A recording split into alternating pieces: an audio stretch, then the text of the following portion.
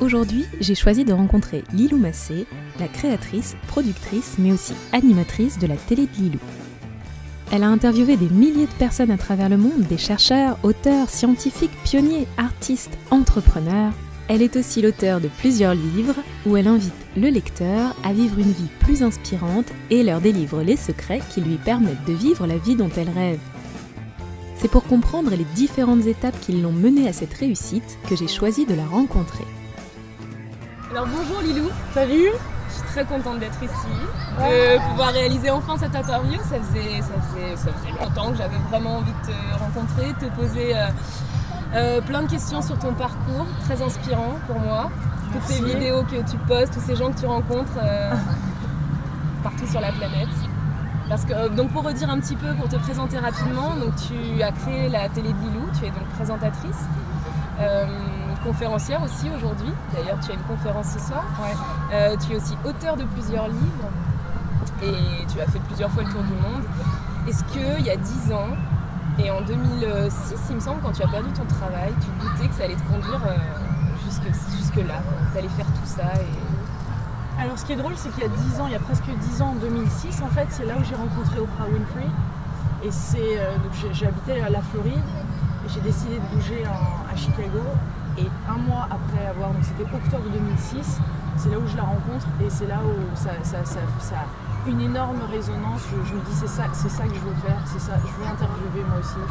Et c'est pas sous cette même forme, mais il y a vraiment quelque chose chez cette femme qui m'attire et j'ai envie de faire ça. Donc en fait, il y a à peu près 10 ans, je me suis dit, et tiens, et si c'était possible d'inspirer moi aussi des millions de personnes. Ouais, tu t'es dit ça comme ça. Ouais. Et c'est parti de là, c'est parti d'une affirmation, d'une déclaration, c'était là, je savais pas du tout comment ça allait se mettre en place, mais je sentais que c'était en moi. Et à la suite de ça, j'ai regardé sur internet si je pouvais apprendre à faire ce métier, ou si je devais faire un cours de journalisme ou de production, je sais pas, et puis c'était trop long, ça mettait trop de temps, ça coûtait trop cher. Et dès le lendemain, j'ai regardé sur internet et voilà, j'ai commencé à faire des interviews dans mon salon et à les diffuser. Des interviews de qui? Des interviews d'amis, parce que j'étais déjà très intéressée par le développement personnel. Ouais. Ça faisait depuis janvier 2001 que j'avais fait un premier cours de développement personnel. Et depuis ce jour-là, j'étais très curieuse et je me rendais compte que je rencontrais les gens assez facilement et j'arrivais à percevoir le meilleur d'eux et j'avais envie de mettre ça à la caméra. Et comme j'avais pas mal de copines qui étaient elles-mêmes auteurs, qui étaient déjà coach, bah, je les ai fait venir, elles sont venues de Floride, elles sont venues à Chicago et on a commencé à faire des interviews comme ça. Ouais, c'est vraiment les États-Unis qui ont été un peu le... On entend la musique, là, je sais pas s'ils l'entendent, mais là c'est... Ouais, je savais qu'elle allait faire ça pendant l'interview. Ah non, il y a la musique derrière, on est à Paris. En fait, pour redire un petit peu où est-ce qu'on est, on est donc au Trocadéro. Dans le jardin du Trocadéro, juste derrière là on a un joli panorama, printemps, et puis c'est la fête à côté et c'est la fête aussi dans notre cœur parce que c'est la joie quoi. Ouais. C'est la joie d'être ici et de pouvoir parler de choses inspirantes quoi. C'est le printemps, il fait beau. Ah bon? Il fait beau. et du coup ouais, les États-Unis c'est ça en fait, ils ont quelque chose qui nous manque peut-être un petit peu à nous ici où tout ce qu'il s'agit de se lancer dans un projet, d'y aller, de ne pas avoir peur, on est un petit peu frileux, moi j'ai l'impression encore. Est-ce que tu as cette impression-là en France, qu'on est frileux On est intellectuel. Ouais. Il faut qu'on pose tout sur papier, il faut qu'on analyse tout dans tous les sens, sur tout ce qui ne va pas aller. Ouais. Donc forcément, on ne passe pas à l'action. Un Américain aussi va le faire, mais il est beaucoup plus dans le moment et puis de toute façon il ne peut pas se permettre, il doit avancer. Il a tellement de dettes en Américain, il a tellement de pression derrière. Et qu'il faut qu'il avance, qu'il faut qu'il trouve des solutions, qu'il faut qu'il trouve les ressources. Il n'a pas d'aide à côté. Tu te plantes, tu te craches, tu peux être monsieur je sais pas quoi un jour et le lendemain tu te retrouves à la rue. C'est assez ingrat de ce point de vue-là. On voit le côté réussite américaine, mais il faut vraiment passer du temps aux États-Unis un petit peu pour se rendre compte pourquoi les gens ils ont vraiment la niaque là-bas. Il n'y a pas de filet quoi. Il n'y a pas de filet, tu y vas et puis ils sont très intéressés les Américains par tout ce qui est développement personnel. Comment puis-je ouvrir mon potentiel? Comment arriver à vivre ses rêves? Parce que oui, il y a le rêve capitaliste américain qui veut qu'il y ait cette réussite financière et tout ça, mais en attendant, ça leur donne, ils puisent à l'intérieur, ils vont chercher des réponses, ils lisent des livres, Think and Grow Rich par exemple, où ils vont à des séminaires de Tony Robbins parce qu'ils ont envie de se lâcher, de ne pas vivre dans les peurs et d'avancer. Parce que qu'est-ce que c'est en fait ce fameux développement personnel dont tout le monde parle? C'est quoi? C'est vivre son plein potentiel. C'est dans le taoïsme d'ailleurs, on a cette histoire de racine cachée où chacun a un potentiel qu'il doit aller chercher, qu'il doit réaliser, la fameuse légende personnelle, etc. Tout le monde entend ça. Comment tu le perçois, cette histoire de légende personnelle? Est-ce que tu crois que chacun a effectivement ce petit truc en lui qui peut développer et qui doit faire l'effort de le trouver? Moi je crois qu'on a énormément de potentiel en nous tous et c'est à nous de découvrir ce potentiel-là qui est unique, qui va être différent, mais pas unique de manière compétitive mais vraiment juste unique, trouver surtout là ce qui nous convient, ce qui nous fait du bien. Parce qu'à partir du moment qu'on aime faire quelque chose, on va dépasser nos limites, on va aller bien au-delà. Ça fait 3000 vidéos maintenant que j'ai sur internet. Ça aurait été impossible à faire si c'était simplement pour vouloir être vu ou simplement faire des interviews ou apprendre sur moi-même. Tu es obligé d'agrandir le champ des possibles et surtout ta vision pour pouvoir accéder à ton plein potentiel. Donc au début, tu vas peut-être commencer par faire du développement personnel parce que tu as des problèmes, tu es peut-être jaloux, ou tu n'arrives pas à trouver de job, ou tu as une maladie, ou vraiment souvent il y a une souffrance, il y a un souci qui fait que tu n'en peux plus, tu n'as plus envie de vivre comme ça. Et à partir de là, tu vas faire le nécessaire, tu vas commencer à lire un premier livre ou te poser des questions. C'est tout à fait naturel et c'est sain de le faire. Jusqu'où il faut aller, peut-être avant de commencer à se poser des questions. Et avant de vouloir se lâcher et libérer surtout des peurs, des espèces de façons de penser qui ne servent à rien. Et ça a peut-être été utile à un moment, mais cette chose-là, il faut peut-être la lâcher maintenant pour explorer, sortir de sa zone de confort et découvrir la personne que l'on est à 360 degrés. Ça fait peur des fois aux gens de changer, mais en fait on reste qui on est, on devient plus ce que nous sommes. En fait, c'est ça le développement personnel, c'est pour vraiment se sentir libre d'être. C'est ça l'objectif final, c'est libre d'être, parce que quand on est soi-même, on est libre d'être, on se sent bien, on se sent joyeux, on se sent en phase, en cohérence, on va faire des choix qui vont forcément apporter de plus en plus de bonheur. Et si on rencontre une difficulté, on s'aperçoit que cette difficulté-là, elle est là pour nous faire avancer. Donc c'est pas positif, c'est pas du positivisme à outrance, c'est pas les bisounours, c'est pas je vois la vie en rose. C'est vraiment au contraire, j'ai le courage de faire ce qu'il faut pour y aller. Il y a deux week-ends de ça, j'étais à Tony Robbins à Londres, j'ai marché sur des braises chaudes. Je peux vous dire qu'il faut vraiment aller au-delà du mental et se conditionner, se préparer et dire oui j'y vais et puiser les ressources et savoir déjà que tu vas y aller pour t'autoriser à faire quelque chose comme ça, parce que ton mental il dit non ça va pas, tu vas te brûler les pieds. C'est des rituels de passage. Ouais.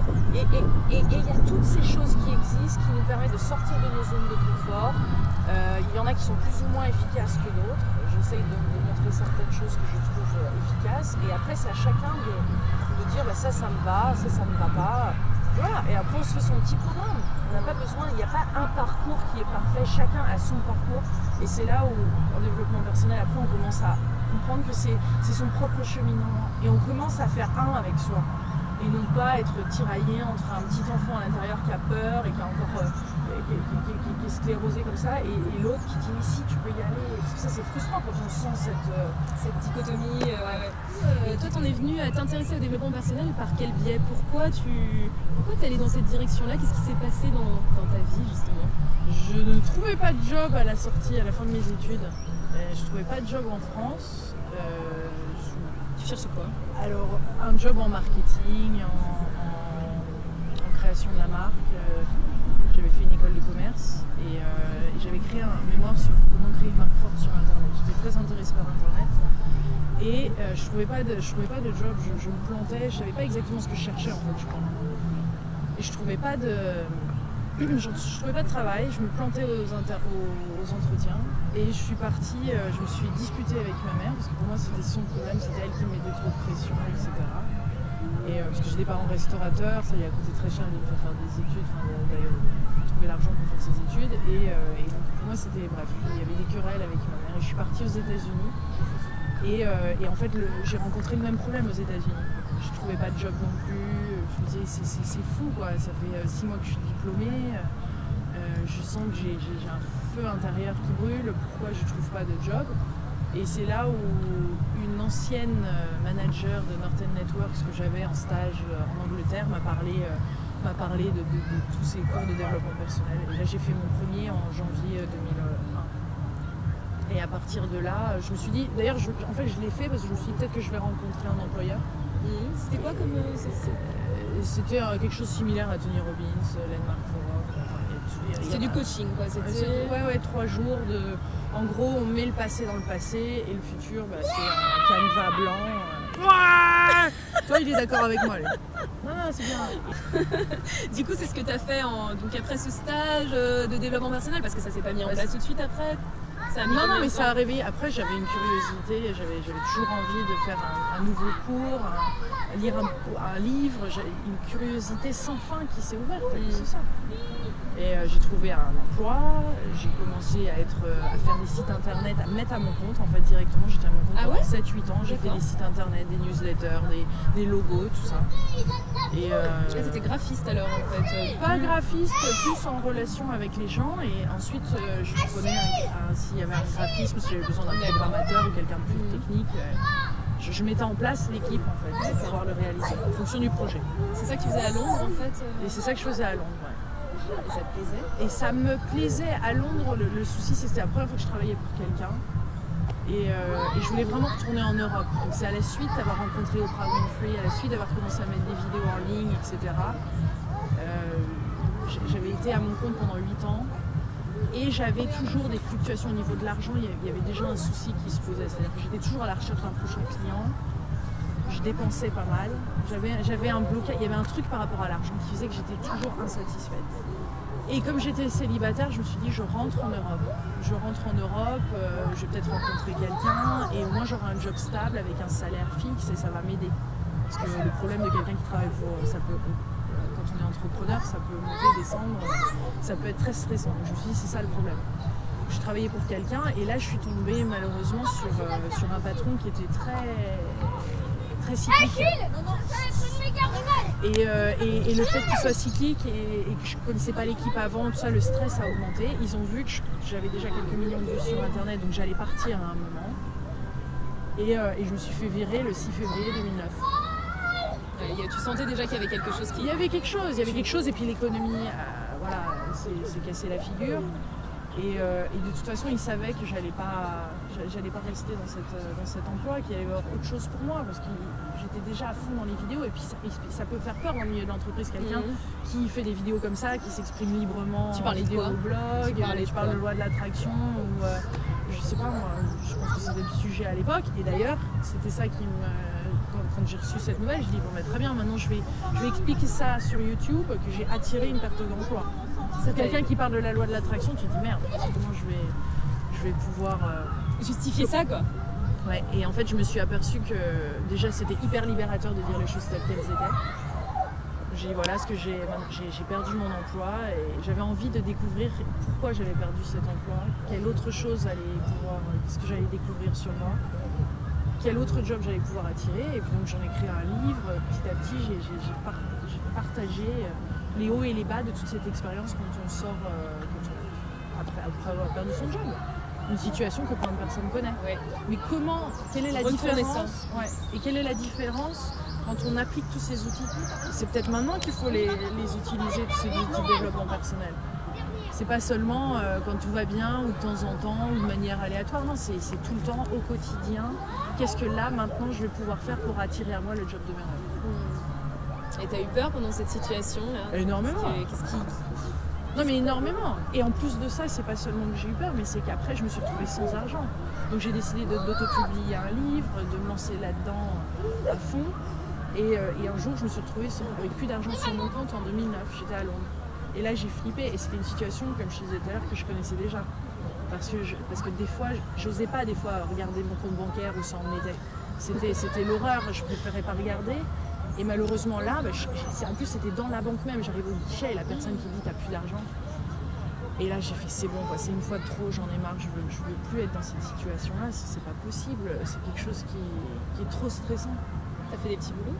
Et non, et je voulais pas repartir vers un job alimentaire, parce que c'était ça, je voulais pas repartir vers l'ancien marketing, je voulais faire des vidéos, je voulais interviewer les gens, je voulais parcourir le monde, je sais pas, mais pas être dans un bureau, pas faire du marketing qui était devenu très technique et qui était loin de qui je suis. Et comment on fait quand on n'a pas d'argent pour faire tout ça? Eh ben on rentre chez ses parents à 32 ans, voilà. À 32 ans. On rentre, tu vois maman? Maman, maman, j'ai besoin de toi. Maman, j'ai plus de sous. Donc à 32 ans, t'es retournée à la maison. Ouais. Et c'était comment? C'était atroce. Ça m'a pas plu cette partie-là. C'est celle-là qu'on va entendre. Quels ont été les outils qui t'ont aidé à ce moment-là pour avancer, quoi? Parce qu'à mon avis, c'était là les difficultés. Ah ouais, non, gros souci et beaucoup de peur, beaucoup d'angoisse, des angoisses, j'avais l'impression par moments que j'allais même mourir, hein. C'est fou, hein. Le fait de plus avoir de job, pas d'argent, plus de la voiture, plus rien, tous ces repères extérieurs et matériels, c'était exactement le défi, le challenge que j'avais besoin pour réouvrir mon cœur, parce qu'en fait c'était ça le dilemme, c'était que mon cœur était vraiment fermé au potentiel. J'étais jamais satisfaite, oui j'avais traversé comme plein de personnes, des parents divorcés ou des situations plus ou moins compliquées, et là tu te coupes en fait, tu es constamment dans la recherche extérieure et j'avais besoin de passer par là, j'avais besoin de passer, je crois que c'est 6-9 mois, j'avais déjà la chance d'avoir une mère qui m'a accueillie parce que ça s'était mal terminé 9 ans auparavant quand j'étais partie aux États-Unis. Et je me suis dit, waouh, va falloir que je deal avec ça. Et ma mère était super fière de moi parce que finalement j'avais un job, j'étais directrice marketing, elle était fière de moi. Et donc elle m'a remis des anciennes peurs à elle, du style, tu n'y arriveras jamais, tu peux pas. Elle m'envoyait toutes ces choses. Quand t'es rentrée, quand t'es revenue. Ouais. Donc ça a encore plus augmenté. J'ai pas une maman qui materne et qui est là, tout va bien se passer ma chérie. Donc ça a été très dur. Et c'est là où il y a eu des grosses leçons parce que je passais du temps en nature. L'avantage c'est qu'elle habite pas loin d'une forêt. Donc j'allais marcher en nature, je passais du temps et je me disais mais je questionnais toute la vie, les arbres, les fleurs, mais pourquoi vous êtes là et pourquoi vous me soutenez pas? Je veux faire du bien dans cette planète, je suis une bonne personne, pourquoi je traverse ça? C'est injuste. Donc il y avait toute cette colère, qui avait besoin de sortir. Et les choses n'avançaient pas, donc quand les choses n'avancent pas et piétinent, on se dit mais pourquoi ça n'avance pas à un rythme plus vite que ça? Mais j'ai compris qu'il y avait des choses que j'avais besoin de passer par là pour retrouver cette gratitude des petites choses, pour retrouver, être reconnaissante d'avoir un toit sur ma tête, d'avoir quelqu'un qui m'offre peut-être un thé ou un repas, ou d'être au chaud l'hiver, d'avoir internet, je sais pas moi, de respirer, d'avoir des amis, de respirer toutes ces choses, de pouvoir regarder et d'observer la nature. Donc ça a commencé par et ça paraît con, mais c'est exactement ça. Je me suis reconnectée à ce qui est vrai dans la vie. J'ai réouvert mon cœur, et je pense que c'est ça que beaucoup d'êtres humains sont en train de revivre en ce moment, c'est-à-dire on vit dans une illusion là. On va au travail, on paye ses factures, on est toujours plus, on a toujours envie de plus, on n'est jamais satisfait, on râle contre le voisin, on se plaint, on a des mallettes et on fait rien. Et on fait rien pour s'arrêter, faire une pause. Moi là ça a été forcé, ça a été une pause forcée, et où j'ai pu faire un reset. Et surtout, je me souviens encore quand je courais comme ça, parce que je passais du temps en forêt, marcher, courir, et des fois je le faisais avec ma mère. Et là, elle recommençait à me questionner et à me dire des choses qui me blessaient. Et au lieu de réagir comme j'ai fait d'habitude, je lui ai dit écoute, je continue mon chemin toute seule, on se reparle tout à l'heure. Je ne vais pas donner d'explications, je l'ai dit très doucement. Je fais moi je continue, maman, on se parle tout à l'heure. J'ai même pas répondu à ce qu'elle me disait. Et là, je l'ai fait. Et là, c'était un respect. Là, c'était la première fois que je me respectais. C'est la première fois que je m'honorais et que je disais cette situation ne me convient pas. C'est ok. J'ai pas besoin de lui dire ou de m'embarquer dans une discussion. Je continue mon chemin. Et maintenant, c'est ce que je fais depuis ce jour-là. Quand il y a des situations qui ne fonctionnent pas, je vais essayer d'avoir une conversation avec la personne, mais si la situation ne me convient pas, je continue. Je comprends qu'elles ne sont pas dans cet espace-là. Moi, je souhaite être entourée de personnes qui sont joyeuses, qui sont dans cette dynamique, qui sont en action, qui décident de donner le meilleur d'eux-mêmes, parce que c'est ce que je fais. Et au fur et à mesure, c'est pas à pas, décision après décision, petit moment comme ça après moment comme ça, que la vie devient cohérente. Ça se fait pas du jour au lendemain pour la plupart d'entre nous. Ça, c'est une conception complètement illusoire. Ça se fait au fur et à mesure, on va faire des choix qui sont cohérents. C'est des vrais oui. C'est des vrais oui à la vie. Et ça ne veut pas dire qu'on a besoin de se disputer avec un environnement. On n'a pas besoin de faire un choix radical et d'un seul coup quitter son job. Non, mais on va faire des choix qui nous font du bien et qui sont alignés et qui sont en harmonie avec qui nous sommes. Donc on va peut-être commencer à chercher un autre job pendant qu'on est dans un job qui ne nous plaît pas. Au lieu de se faire virer, d'attendre cette situation, on va essayer de ralentir les choses, on va essayer de prendre un petit peu plus de temps pour soi, on va essayer de mieux se nourrir, on va essayer de vraiment se faire entourer ou passer plus de temps avec des gens qui sont vraiment là pour nous inconditionnellement. C'est plein de La vie se transforme, forcément.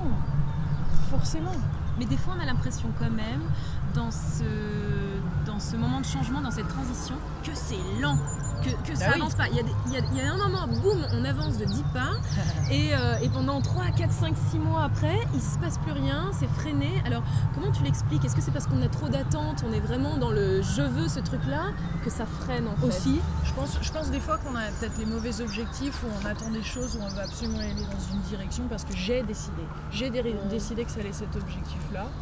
Je suis pas contre les objectifs, mais je suis moins en moins sur les objectifs. Vraiment, je suis plus quelqu'un qui crée des intentions, des contextes, et ensuite qui me lance pleinement là-dedans et qui danse avec la vie, plutôt que de dire c'est absolument ça qui va me rendre heureuse. Parce que finalement, est-ce qu'on sait vraiment? Il faut être dans cette exploration, il faut être dans ce questionnement sans réponse définitive. Tu questionnes, tu es là, tu ne sais pas, tu es dans cet inconnu et tu avances. Mais tu avances tout en... Tu veux le meilleur pour toi, donc tu as quelque part un but où tu veux être, tu veux connaître le bonheur, tu veux être heureuse, tu veux être épanouie, tu veux être entourée d'amour, tu veux pouvoir échanger cet amour, tu veux être créative dans ton travail, tu veux quelque chose qui te nourrisse. Tout ça te tire vers là. Mais après, comment ça va se passer? Qu'est-ce qui va se mettre en place? C'est la confiance dans lui. C'est la confiance, ouais. C'est la confiance dans la vie, et en soi, c'est les deux. Et oui, il y a ces étapes où rien n'avance. Et en fait, des fois, c'est un peu lent parce qu'il y a des leçons, il y a des choses, il y a des déclics à avoir. Si j'étais pas repartie vers cette gratitude, ces 6-9 mois m'ont permis de réouvrir mon cœur et de retrouver cette gratitude infinie pour la vie. C'est-à-dire que depuis ce jour-là, il n'y a pas un seul jour où je ne suis pas dans une reconnaissance et vraiment apprécier les choses. Une fleur n'est plus que seulement une fleur, un sourire ou un coucher de soleil. Je vois la vie pour ce qu'elle est, ou du moins plus pour ce qu'elle est, plutôt que d'être dans un espèce de bulle où on essaye de se protéger, on a peur que l'autre nous manipule, etc. Un cœur qui est ouvert, c'est un cœur qui perçoit les choses. Un peu comme l'enfant en fait. Ouais. Sauf que là, t'es un adulte, donc t'as eu ton expérience, et au lieu que l'expérience réduise ton champ d'action et réduise ce que tu t'autorises à vivre et les rencontres que tu vas faire, là tu suis ton intuition, tu suis ton cœur, tu es avec les gens, tu arrives à les voir. La personne devient transparente en fait, donc tu n'as plus à avoir autant peur des autres. Tu sais qui elles sont, ton cœur le lit très bien, il le perçoit, il n'y a pas de souci. Après, c'est des choix qui sont conscients. Il y a du temps qui s'écoule entre quand on commence à vivre comme ça et le moment où vraiment on le vit au quotidien. C'est normal parce que c'est comme un nouveau muscle que tu entraînes. Et ça peut mettre du temps, mais c'est comme quelqu'un qui n'a pas rencontré l'homme de sa vie ou le job de ses rêves, ou quelqu'un qui ne...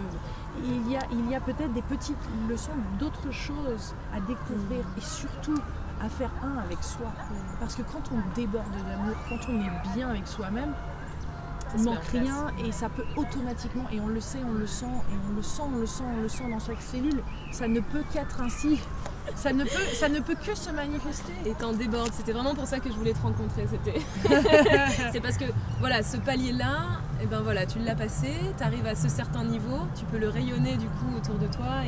Et pour les gens qui sont encore dans cette phase de transition, à se poser la question de ouais mais ça freine et je suis en train d'y aller mais ça se met pas encore en place. Mais voilà, c'est un processus lent. Tu peux rien faire, tu peux juste accompagner ce processus. Oui, tu peux l'accompagner, mais aussi c'est pas se faire violence, mais se dire bon allez j'y vais. Ouais. J'y vais, j'ai envie de ça, comment je vais y arriver? Enfin vraiment avoir le courage de faire ce qu'il faut faire, parce que si on regarde bien, des fois ça aide d'avoir un coach, mais c'est vrai que si on regarde bien, on va trouver certains éléments, on sait exactement ce qui nous retient. Oui, c'est vrai. D'ouvrir son cœur finalement, c'est ça, d'être vulnérable à la vie, d'être authentique, d'être soi-même, d'arrêter de vouloir être quelqu'un d'autre, d'être soi-même, c'est le plus beau cadeau qu'on puisse se faire. Et de ne pas hésiter à se faire accompagner. Ne pas hésiter. Ah oui, et par les pigeons, hein. Non. Il y Non. a des petits pigeons partout. Non, par les anges. Ils sont partout, pourquoi vous n'iriez pas leur Et demander? par des gens qui connaissent aussi des techniques de développement personnel, de bien-être, etc. Aussi. Alors là, Qu'est-ce il que t'en faut... Ouais. Alors là, pour avoir interviewé des centaines et des centaines et des centaines de C'est un vaste personnes, monde quand même. Hein. c'est un vaste monde et tout le monde n'a pas exactement les mêmes intentions. Il y a certains qui ont des intentions financières, d'autres qui ont des réelles intentions de transformation de la planète. D'autres, c'est un mélange et ça a besoin de mûrir. Comment on le connaît? Et on reconnaît, c'est là où le cœur, c'est là où suivre son intuition, c'est là où il faut prendre son temps, il faut lire, il faut ressentir les choses. C'est vraiment, c'est pas dans des moments de peur, de panique, de doute qu'on prend ces décisions-là. D'ailleurs, aucune décision dans la vie ne devrait être prise dans la peur. Et c'est vraiment d'attendre que ça résonne. Peut-être qu'il y a eu quelques signes autour de ça. On se sent bien. Moi, je le ressens maintenant, ça devient très systématique. Une fois de plus, c'est comme un muscle. Maintenant, je vois la photo de quelqu'un et je sais si je dois interviewer cette personne-là.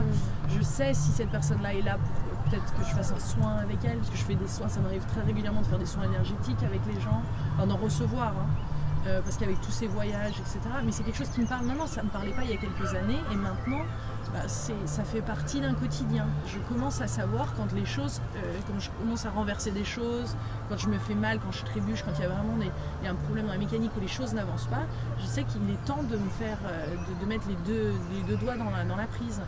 Ouais. Les deux doigts dans la prise. Alors, techniquement, faut pas le faire. Je vais pas faire ce que Lilo dit. Mais effectivement, se recharger. Se recharger. Alors, ouais. En allant en nature, un bon bain, même certaines personnes préconisent de mettre du sel, du gros sel dans le bain. De le yoder, ouais.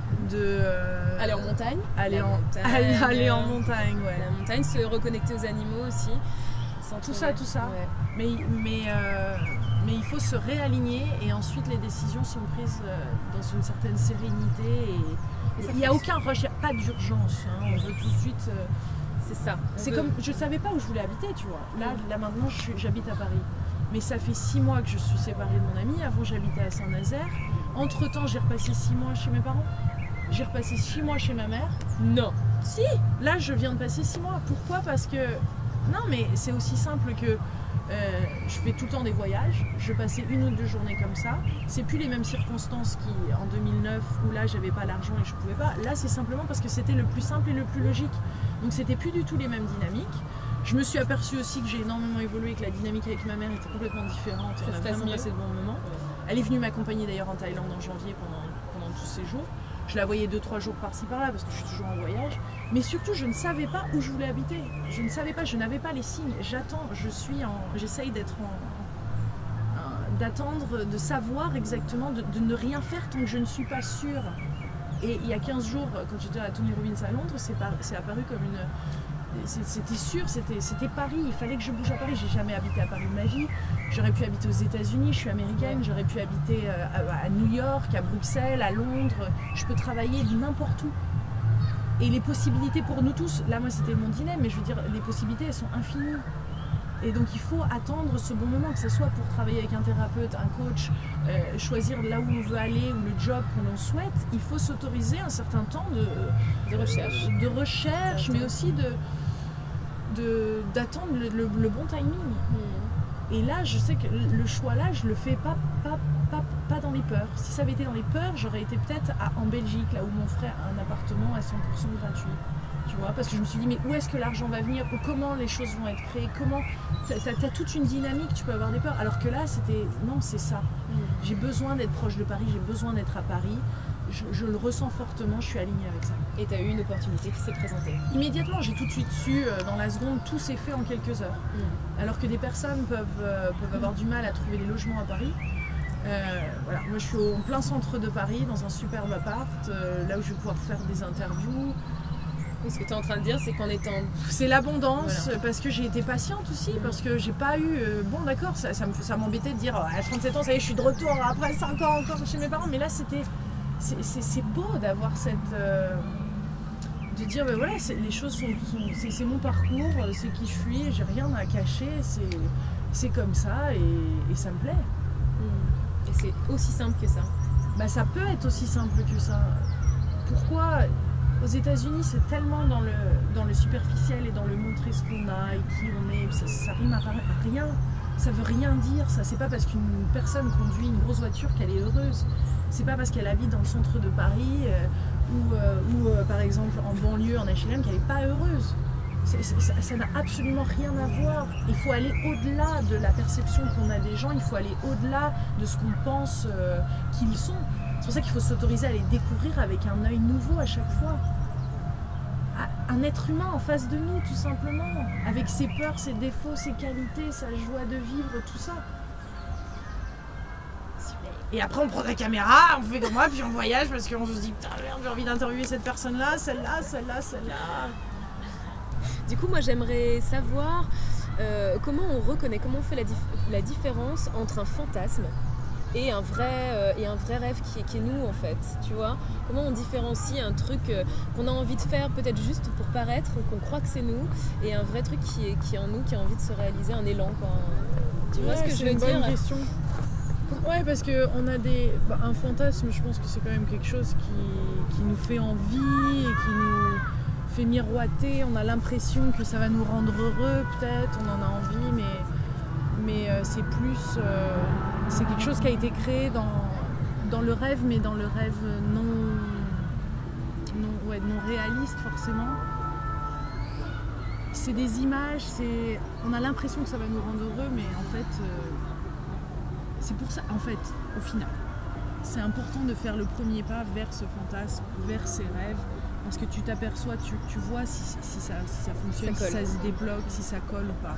Quelqu'un qui a un fantasme d'être à la télé ou qui a un fantasme, je sais pas moi, d'être avec un acteur connu ou de faire telle et telle chose et qui en fait c'est vraiment purement pour être reconnu ou c'est purement parce que cette personne-là a peut-être un manque d'amour et envie de combler ça ou ça va pas fonctionner. Alors que si c'est un rêve, il y a quelque chose de vraiment de profond à l'intérieur qui bouillonne, ça remonte de l'intérieur, ça se passe à l'intérieur, c'est plus à l'extérieur. Un fantasme c'est extérieur je dirais, alors qu'un rêve ça démarre de l'intérieur.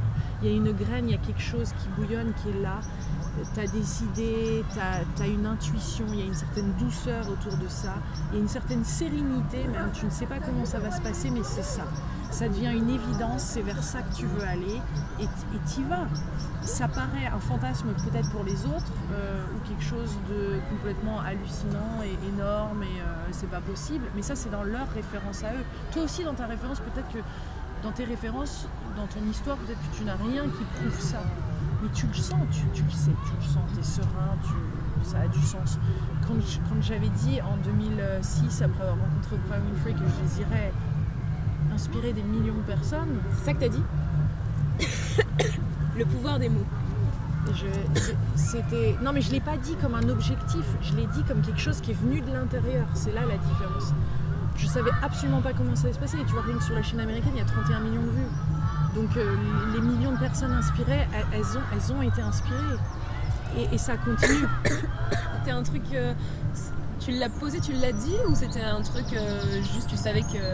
C'était ça que tu voulais et tu y as pensé en fait. C'est un truc que t'as écrit. C'est ça qui est fascinant avec les. Je l'ai écrit. J'ai dû l'écrire. Il y a même une vidéo sur YouTube de cette époque où je l'ai même écrit sur la photo du studio d'Oprah Winfrey. Ah ouais. Où j'allais avoir une émission. Parce qu'un de mes grands rêves, c'est d'avoir une émission le matin.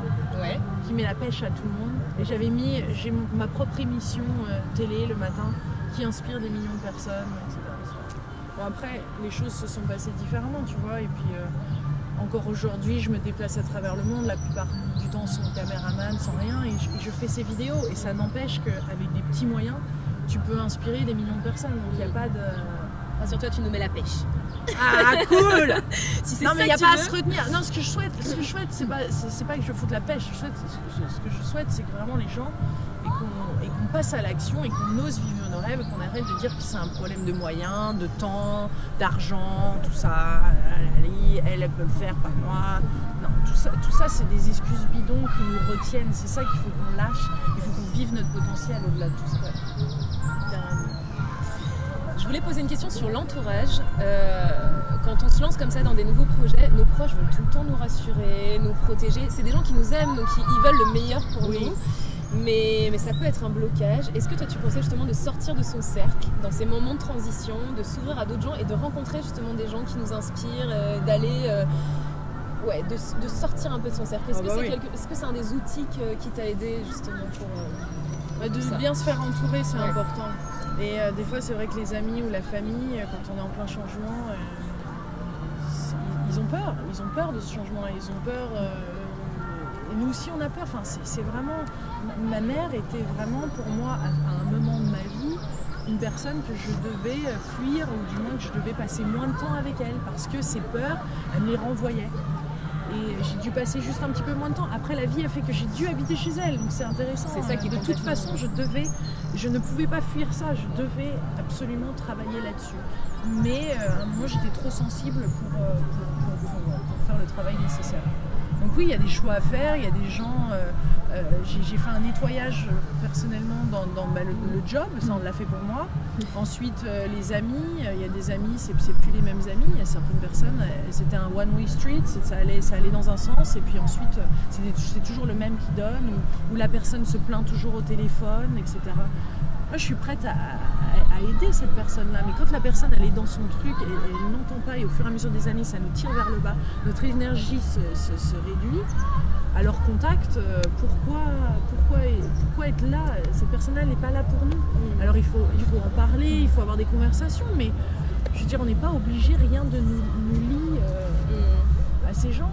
Et les parents, je suis désolée, mais des fois, ils n'ont pas d'amour inconditionnel pour nous. Plus souvent, un enfant a plus d'amour inconditionnel vis-à-vis de ses parents que l'inverse. Ouais. Alors il y a des choix à faire. Et je pense que c'est important de passer du temps seul avec soi-même, de passer du temps seul en nature, de réapprendre à se connaître, de réapprendre à redécouvrir ce qui nous rend joyeux. Tout ça, je sais que ça peut faire peur pour certains, de passer ces moments de solitude, mais ils sont nécessaires. Parce qu'il ne se passe rien, parce qu'on est dans le silence en fait, et le silence c'est un peu le néant. Ouais. Donc c'est l'angoisse. Là on est soi face à soi. Mais on va pas découvrir, c'est ça, c'est qu'on a l'impression qu'on va découvrir moi j'avais l'impression que j'allais découvrir un monstre, que j'allais découvrir quelqu'un qui était horrible. J'avais l'impression que j'allais peut-être cette adolescente comme ça qui aimait pas la situation, qui était en colère, alors que plus on avance dans ce chemin, l'ego quelque part nous retient de cette transformation. Et ce qu'on rencontre derrière, c'est que de la lumière, c'est que de l'amour, c'est vraiment un être qui est fragile et en même temps qui est complet dans sa fragilité et qui n'a pas du tout à avoir peur de ce qui se passe à l'extérieur, qui est parfaitement outillé et ça va aller. Tu médites beaucoup? Je médite pas mal. Je médite pas tous les jours ni de manière régulière, mais on-off, ouais. Au moins 10 minutes, c'est pas long, mais au moins 10 minutes, je vais prendre le temps je vais avoir des temps de silence, mais maintenant ça varie. C'est plus une méditation systématique comme j'aurais pu faire avant. Ça va être un moment où je vais écouter une musique qui va être magnifique, où je vais rentrer dans une église ou dans une pièce de méditation, ou peu importe, ou dans un temple bouddhiste, peu importe, mais il y a des lieux comme ça ou dans la nature où je vais simplement fermer les yeux. La nature, j'adore. Là, je viens de Majorque, t'es sur un rocher là, et puis ou là, ici, maintenant, tout de suite, près de la Tour Eiffel, peu importe, tout simplement tu fermes tes yeux et tu respires profondément et tu essayes de faire plus qu'un. Avec tout ce qui est autour de toi. Ouais, et avec toi-même. J'aimerais que tu me parles comme tu parlerais à ta meilleure copine ou à une amie. Et que tu lui dises un petit mot, une phrase qui t'a beaucoup aidé dans les moments de doute, dans les moments de difficulté. Qu'est-ce que tu lui dirais à cette amie qui est à côté de toi et qui voient pas le bout là, qu'est-ce une phrase qui t'a peut-être été dite aussi un jour dans ta vie et qui t'a aidé? En ce moment, la phrase que j'adore, c'est all is well. C'est-à-dire que tout va bien. Tout va bien. Là, maintenant, tout va bien. Et je la prendrai dans mes bras. Et je lui dirais, tout va bien se passer. T'es exactement là où tu devrais être en ce moment. C'est parfait. Ça me va. Super. Parce que j'ai confiance que tu vas trouver les réponses. C'est ça. C'est que je sais que tu vas trouver les réponses et t'es exactement là où tu dois être. Donc, c'est... No worries. Yeah, no worries, man. No worries. Et donc pour terminer, Oui. toi qui as fait le tour du monde plusieurs fois, qui a rencontré des tas de personnes partout sur la planète, qui est en contact avec, je pense, plein de gens, est-ce que tu sens qu'il y a réellement un changement qui est en train d'arriver? Oui. Est-ce que les choses bougent, changent? Qu'est-ce qui manque encore? Qu'est-ce qui manque? Voilà, Lilou, Lilou elle nous Mais il aide. manque que les gens se lâchent. Lâchons-nous, mes délicieux co-créateurs, et particulièrement en France, là, et partout dans le monde d'ailleurs. C'est pour ça Il faut qu'elle est y revenue à aller. Paris, Lilou. Elle est revenue à Il Paris est pour temps transmettre d'y ça en aller. France. Non mais c'est ça, lâchons-nous, allons-y, c'est bon, c'est le moment. Go, go, go. Il n'y a pas à attendre que quelqu'un va frapper à la porte. Ça y est, quand est-ce que c'est bon? Ça y est. Oui, les choses se transforment. Ouais. Oui, il n'y a jamais eu un meilleur moment pour aller vers ses rêves, vers d'ouvrir son cœur et de mettre en place des choses, de suivre son intuition. Et je peux vous dire que c'est même... Si vous ne le faites pas, ça va vous retomber sur le coin du nez. C'est là que c'est difficile. C'est là que c'est difficile. Tous ceux qui font pas le travail là en ce moment et qui ne veulent pas mettre le nez dans leur caca une bonne fois pour toutes là, eh ben vous allez, non, ça va se compliquer. Il faut faire ce travail. C'est urgent. J'aime pas trop ce mot-là, mais ça l'est quand même. Maintenant est le moment de le faire et de faire ce qu'il faut parce que ça rigole plus. Je sais pas si t'as remarqué, mais autour de nous, il y a plein de personnes. C'est de la résistance. C'est la résistance. Enfin, qui bloquent encore ou qui veulent pas. Et puis il y a des fois, c'est difficile de parler de tout ça. Est-ce que tu trouves pas ça difficile d'aborder ces sujets de bien-être, de spiritualité au quotidien avec des gens? Je l'aborde plus. Tu t'en parles plus? C'est pour ça que je fais des vidéos. Tu le fais par l'exemple. Tu sais pourquoi je fais des vidéos? C'est pour plus en parler. Voilà. Parce que comme ça, les vidéos, elles vont là où elles vont. Hein. C'est ça qu'il faut que je fasse. J'ai plus besoin d'imposer ça. Non mais j'ai plus besoin j'ai plus besoin d'imposer ces conversations et je ne souhaite plus les imposer. Si quelqu'un a envie d'en parler, eh bien on en parle et si je sens cette personne-là prête, mais je ne souhaite plus du tout imposer cette conversation. Il n'y a pas besoin d'être spirituel pour être heureux. Il n'y a pas besoin d'être dans le développement personnel pour être heureux. C'est simplement une porte d'accès et si cette personne-là cherche quelque chose ou a envie de se libérer de sa souffrance et de vivre de manière plus épanouie, bah voilà, en effet, une option sérieuse et ça existe. Et les gens vraiment changent et se transforment. Super, c'est cool. Donc ça arrive tranquillement et on va vers quelque chose de, comment tu le dirais, de plus... C'est pas tranquillou, non, c'est maintenant tout de suite là. Ça déconne pas, non, c'est pas tranquille là. C'est maintenant. Maintenant, c'est 2015 là, on y va, 2016, 2015, on y va, maintenant tout de suite, on fait ce qu'il faut, on pardonne à ceux qui nous ont offensés. On y va, on fait le truc là. Et on fait ce qu'il faut, on lâche, on va au-delà de l'ego là, le putain d'ego là qui nous retient là, en France on est bon avec ça. Ouais, et on accepte d'être heureux. On Ah se dit, là. le bonheur ou être heureux c'est aussi pour nous quoi, c'est pas que pour les autres. J'ai le droit aussi, moi, d'avoir une vie qui me convient et d'être bien quoi. Oui, parce que tu le mérites. Voilà, c'est ça. Et tant que tu t'autorises pas à l'avoir, tu l'auras pas. Tout part de soi. C'est ça, on attend un sauveur, mais il viendra pas. Non. C'est toi. Merci Lilou d'être aussi inspirante, de mettre autant d'énergie dans tout ça là, parce que ça dépote hein, quand même. Hein. Merci. Tu rayonnes, c'est cool. Et bonne continuation à toi. Yes. Et à bientôt. À bientôt.